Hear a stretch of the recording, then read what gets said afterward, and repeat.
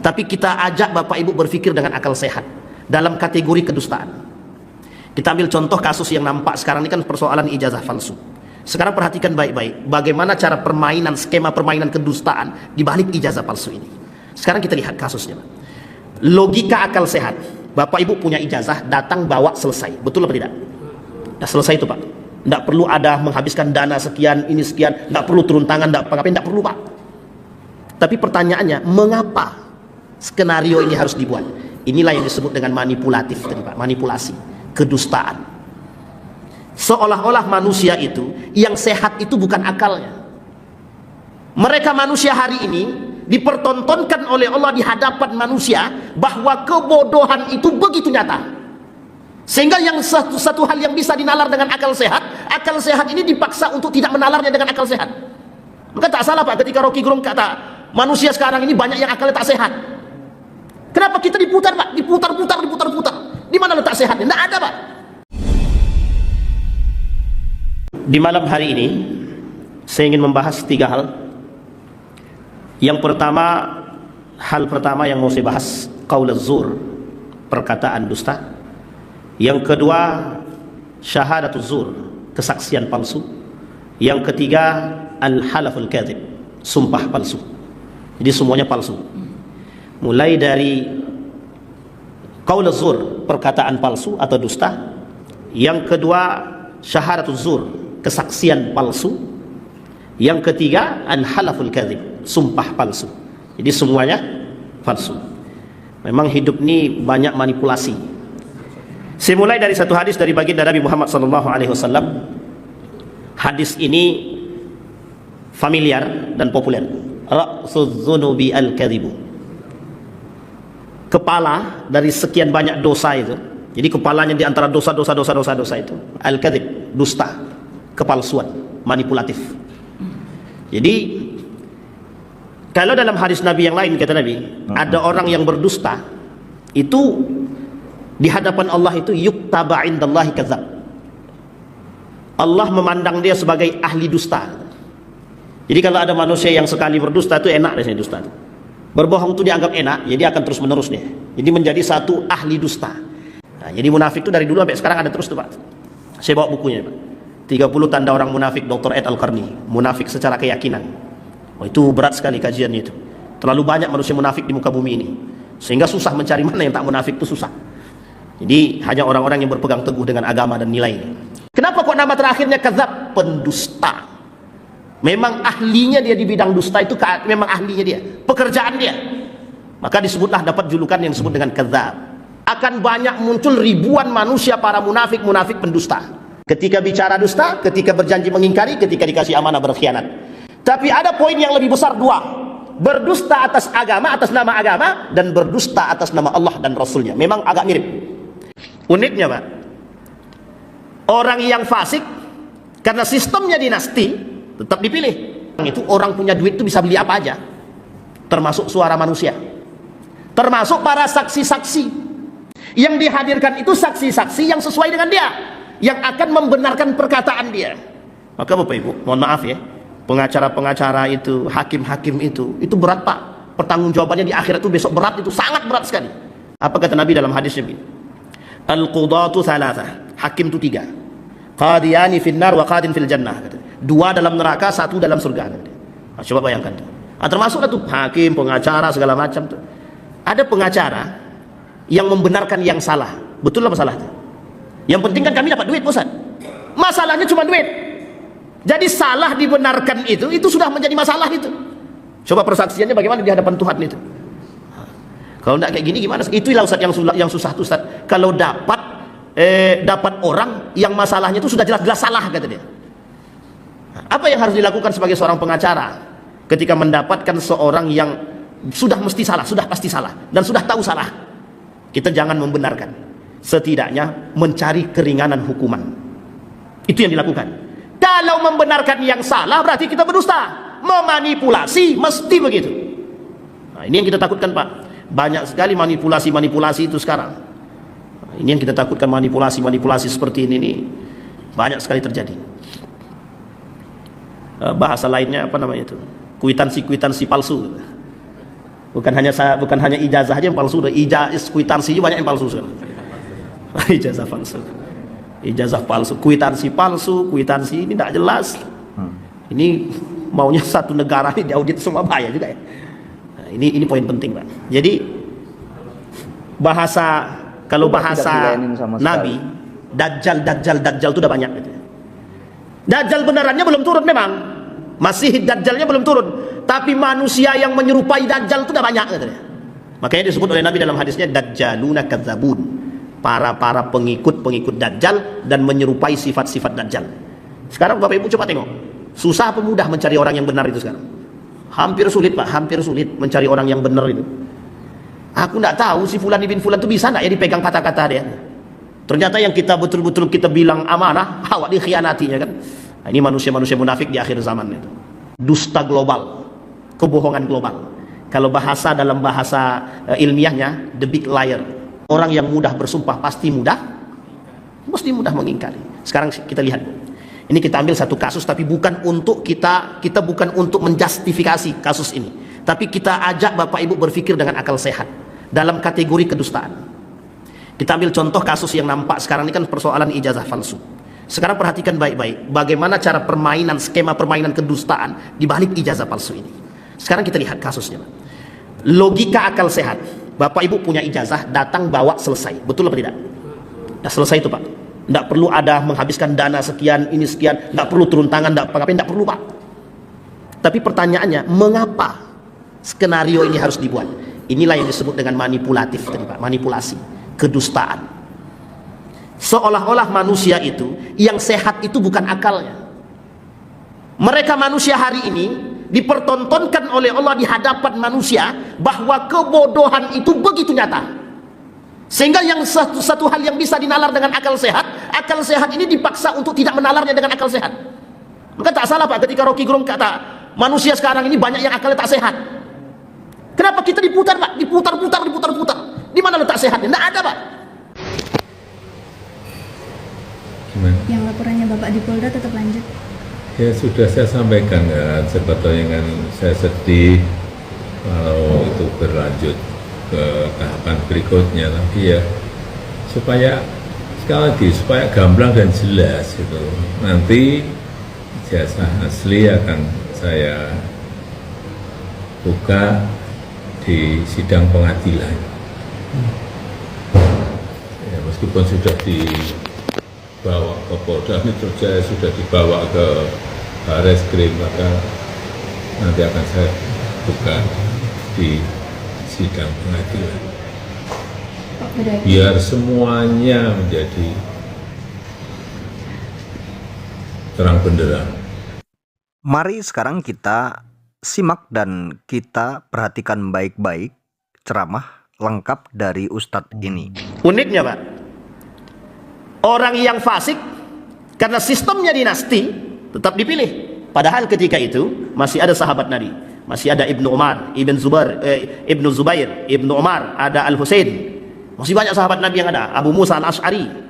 Kemudian ada lagi ya Abu Musa Al-Ash'ari yang melakukan negosiasi dengan Ali bin Abi Thalib. Uniknya Muawiyah tetap pilih anaknya yang disaksikan kefasikannya oleh, kalau disaksikan kefasikannya dan tahu kefasikannya, maka Bapak Ibu sekalian yang berbahagia, mohon maaf, ini saya sampaikan, jelas kefasikan seseorang dan kita tidak pengen dia naik. Kalau dia naik, kefasikan makin terjadi, maka menyampaikan kefasikan dia agar tidak dia bisa naik menjadi seorang pemimpin, menyampaikan kefasikan dia kepada orang lain agar orang lain tidak memilih dia, dibenarkan dalam agama. Dibenarkan dalam agama. Ada satu hal, ghibah yang dibenarkan itu. Nah, tapi ini bukan menjadikan jalan untuk ghibah ya. Pokoknya Ustaz kami kan mau gibahin dia, kan benar kata Ustaz, boleh. Enggak. Ghibah yang dibenarkan itu salah satu di antara tiga. Ketika ada seseorang atau rumah tangga suami istri sedang berantem, Bapak Ibu tahu aib masalah mereka, Bapak Ibu sampaikan aib ini kepada pemuka agama agar pemuka agama ini menjadi mediator dalam rumah tangga mereka. Cara Bapak Ibu menyampaikan aib ini kepada para alim ulama itu dibenarkan dengan tujuan mencari maslahat di antara dua kepala tadi, rumah tangga tadi. Boleh, tak ada salah. Cuman yang menjadi masalah, ghibah yang salah itu aib itu kita sebarkan. Tahu enggak loh, tadi malam si Anu si Fulan bin Fulan berantem dia. Kenapa? Suaminya asik selingkuh ya. Itu enggak nyebarkan aib, itu enggak mencari maslahat itu. Itu menjadi kompor, menambah api dia, biar semakin terbakar dia. Sampai di sini paham Ibu ya. Sekarang kita lihat, adakah contoh persaksian palsu itu? Ada, banyak. Maka mohon maaf Bapak Ibu, orang yang punya kuasa dengan harta hari ini mampu membeli suara orang-orang untuk dijadikan saksi. Yang penting dia bisa mendapatkan apa yang dia inginkan. Maka tak salah ketika Imam Al-Ghazali bilang itu orang punya duit itu bisa beli apa aja, termasuk suara manusia, termasuk para saksi-saksi yang dihadirkan itu saksi-saksi yang sesuai dengan dia, yang akan membenarkan perkataan dia. Maka Bapak Ibu, mohon maaf ya, pengacara-pengacara itu, hakim-hakim itu berat Pak. Pertanggungjawabannya di akhirat itu besok berat, itu sangat berat sekali. Apa kata Nabi dalam hadisnya? Al-qudatu thalatha, hakim itu 3. Qadiyani finnar wa qadin fil jannah. 2 dalam neraka, 1 dalam surga. Coba bayangkan itu. Termasuk itu hakim, pengacara, segala macam tuh. Ada pengacara yang membenarkan yang salah. Betul apa salah? Yang penting kan kami dapat duit, Ustaz. Masalahnya cuma duit. Jadi salah dibenarkan itu sudah menjadi masalah itu. Coba persaksiannya bagaimana di hadapan Tuhan itu. Kalau tidak kayak gini gimana? Itulah Ustaz yang susah tuh Ustaz. Kalau dapat orang yang masalahnya itu sudah jelas-jelas salah kata dia. Apa yang harus dilakukan sebagai seorang pengacara ketika mendapatkan seorang yang sudah mesti salah, sudah pasti salah dan sudah tahu salah? Kita jangan membenarkan. Setidaknya mencari keringanan hukuman. Itu yang dilakukan. Kalau membenarkan yang salah berarti kita berdusta, memanipulasi, mesti begitu. Nah, ini yang kita takutkan Pak. Banyak sekali manipulasi itu sekarang. Nah, ini yang kita takutkan, manipulasi seperti ini nih banyak sekali terjadi. Bahasa lainnya apa namanya itu? Kuitansi palsu. Bukan hanya ijazah aja yang palsu, kuitansi juga banyak yang palsu sekarang. Ijazah palsu, kuitansi ini tidak jelas. Ini maunya satu negara ini diaudit semua, bahaya juga ya. Nah, ini poin penting Pak. Jadi kalau bahasa Nabi, Dajjal itu udah banyak gitu. Dajjal benerannya belum turun memang, masih Dajjalnya belum turun, tapi manusia yang menyerupai Dajjal itu udah banyak katanya. Makanya disebut oleh Nabi dalam hadisnya Dajjaluna kadzabun, para pengikut Dajjal dan menyerupai sifat-sifat Dajjal. Sekarang Bapak Ibu coba tengok, susah apa mudah mencari orang yang benar itu sekarang? Hampir sulit Pak, hampir sulit mencari orang yang benar itu. Aku tidak tahu si Fulan bin Fulan itu bisa tidak ya dipegang kata-kata dia. Ternyata yang kita betul-betul kita bilang amanah, awak dikhianatinya kan. Nah, ini manusia-manusia munafik di akhir zaman itu. Baik, kembali kepada poin tadi, persaksian palsu. Saya tidak tahu Bapak Ibu, apakah kasus-kasus yang terjadi ini banyak menghadirkan para saksi-saksi yang palsu. Dulu ada namanya Munir yang meninggal. Dulu pernah terjadi Pak, di salah satu kota di Indonesia ini, pernah seorang wanita diperkosa. Sampai hari ini kasus itu tak pernah terungkap. Sampai hari ini tak pernah terungkap. Seorang perempuan itu diperkosa oleh seorang anak pejabat, tapi tidak di sini. Cuma karena dia bisa membeli suara orang dan dia tutupi sampai hari ini. Dan kami pernah baca berita itu beberapa tahun yang lalu. Dan itu sadis Pak. Nah, ada judul ini judul buku Bapak Ibu. Kalau cari mungkin agak susah mencarinya, karena buku ini saya kira sudah tidak terbit lagi. Judul bukunya Indonesian X-File, ada 2 jilid. Itu buku ilegal agaknya. Di situ disampaikan oleh para yang membedah ketika ada orang kecelakaan, kemudian ada ahli bedah forensik, banyak menemukan kasus-kasus yang sebenarnya itu benar tapi tidak boleh diungkapkan, karena kalau diungkapkan itu masalah. Nah, ini nih dalam buku itu disampaikan. Judul bukunya Indonesian X-File. Oh, itu kalau dapat itu buku itu Bapak Ibu coba bacalah. Saya sudah baca buku itu dan saya punya buku itu. Ya Allah, manipulasi semua isi muka bumi ini Pak. Semuanya manipulasi ini isinya. Jadi menjadi manusia, seolah-olah kita di akhir zaman ini menjadi manusia yang baik itu sulit. Tantangan kita, hadapan kita dengan manusia-manusia yang sama. Karena pelaku kedustaan, kita tidak tahu mana kawan mana lawan sekarang. Yang kita kira kawan ternyata lawan gitu. Yang kita kira lawan ternyata kawan. Itulah manipulasi dunia. Makanya sekarang ini disebut oleh para pengamat itu dusta global. kebohongan global. Kalau dalam bahasa ilmiahnya, the big liar. Kata Kanada, dulu Kanada pernah bilang begini. Satu ketika Kanada itu, kalau tidak Kanada, Belanda. Ketika kasus WTC, itu Amerika minta kalau tidak Kanada atau Belanda itu untuk ikut serta dalam menyebarkan isu kebohongan itu. Apa kata mereka? Amerika itu the big liar, katanya. Pendusta terbesar di muka bumi itu tuh Amerika, katanya. Coba bayangkan. Nah, sekarang kita tidak tahu nih apa yang mereka lakukan di balik kelilingnya Donald Trump ke semua negara-negara Islam itu. Satu, jelas investasi, itu jelas tuh. Yang kedua, kita tidak tahu di balik itu rencananya apa. Bisa jadi di balik alasan Bill Gates menanamkan saham di Indonesia. Nah, itu yang kita takutkan, Pak. Persoalannya itu. Sampai di sini bisa dipahami, Bapak Ibu. Yang terakhir, yang ketiga, al-halaful kadhib, sumpah palsu. Sumpah palsu ini itu banyak dilakukan oleh manusia. Aku bersumpah pokoknya, kalau aku duduk, ini tak usah kita bahas lagi Ustaz, itu udah banyak tuh. Memang begitu isinya, imam. Sumpah yang tak pernah bisa dikerjakan. Maka kata para ulama, jangan mudah bersumpah, karena orang yang mudah bersumpah pasti mudah mengingkari. Sekarang kita lihat, ini kita ambil satu kasus, tapi bukan untuk kita bukan untuk menjustifikasi kasus ini, tapi kita ajak Bapak Ibu berpikir dengan akal sehat dalam kategori kedustaan.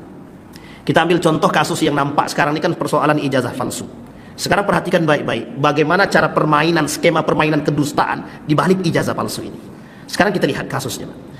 Logika akal sehat. Bapak Ibu punya ijazah, datang bawa selesai. Betul apa tidak? Dah selesai itu, Pak. Tidak perlu ada menghabiskan dana sekian, ini sekian, tidak perlu turun tangan, tidak perlu, Pak. Tapi pertanyaannya, mengapa skenario ini harus dibuat? Inilah yang disebut dengan manipulatif tadi, Pak. Manipulasi, kedustaan. Seolah-olah manusia itu yang sehat itu bukan akalnya. Mereka manusia hari ini dipertontonkan oleh Allah di hadapan manusia bahwa kebodohan itu begitu nyata, sehingga yang satu hal yang bisa dinalar dengan akal sehat ini dipaksa untuk tidak menalarnya dengan akal sehat. Maka tak salah, Pak, ketika Rocky Gerung kata manusia sekarang ini banyak yang akalnya tak sehat. Kenapa kita diputar, Pak? Diputar. Di mana letak sehatnya? Tidak ada, Pak. Coba bayangkan, manipulasinya itu di situ, Pak. Begitu juga dunia ini, Pak. Sama. Kenapa Donald Trump menginginkan hal demikian? Karena Donald Trump inginkan negara Yahudi. Donald Trump inginkan cita-cita Israel. Tapi bagaimana caranya? Semua muka dunia ini sekarang menganggap Israel ini sudah genosida. Tapi cari cara yang lain. Dibuat manipulasi sedemikian rupa. Ada perjanjian Abraham, ada perjanjian A, B, C, D, investasi. Donald Trump menjanjikan kepada Saudi Arabia itu membantu pariwisata Saudi Arabia, dengan catatan Saudi Arabia mau berinvestasi ke Amerika, dan ada dannya, Pak, mau ikut serta dalam perjanjian Abraham. Bapak Ibu harus paham perjanjian Abraham itu apa. Yang punya Abraham itu cuma satu, Pak. Yang punya Abraham, yang ada bahasa Abraham itu cuma satu yang punya, Yahudi. Selain Yahudi tidak ada yang punya Abraham. Karena pemahaman Yahudi cuma satu, agama Abraham, namanya Abrahamic religion. Coba bayangkan, itu kedustaannya bagaimana model permainannya. Makanya disebut dengan dusta global sekarang. Manipulasi global. Uniknya, kita yang akal sehat tadi dibuat tidak sehat. Disuruh mengikuti urusan-urusan yang seperti ini. Dipaksakan untuk mengikuti itu, biar urusan yang lain terasingkan dan tidak tercover dan tidak terfikirkan. Kita ambil contoh. Ada yang lebih berbahaya daripada itu? Banyak, Pak. Persoalan vaksin itu berbahaya. Persoalan LGBT itu berbahaya. Persoalan minuman keras itu berbahaya. Pertanyaan saya, ada yang lebih berbahaya? Ada. Persoalan pemboikotan produk Israel. Itu jauh lebih berbahaya, Pak. Kalau kita umat muslim tak ada yang mau memboikot produk Israel, coba bayangkan berapa juta yang mereka hasilkan setiap hari. Dan mereka gunakan untuk membeli alat hanya untuk menghancurkan. Coba bayangkan. Cara mereka menutupi dengan tangan-tangan yang lain. Hidup ini cuma manipulasi. Datang orang-orang yang bersumpah, wallahi, bersumpah atas nama Allah, bersumpah atas nama Rasulullah. Uniknya lagi, ada orang bersumpah yang sekarang ini bisa kita temukan, Pak. Kami bersumpah pocong, kata dia. Astagfirullah. Bersumpah atas nama Allah dan Rasulnya, jika diingkari, wajib bayar kafarat. Wajib. Orang yang bersumpah atas nama Allah wajib bayar kafarat, setidaknya puasa 3 hari. Wajib bayar kafarat. Ini ada orang bersumpah atas selain Allah, kafir. Orang yang bersumpah atas selain Allah, selain agama, kafir. Bisa dipahami Bapak Ibu ya? Ada 3 poin.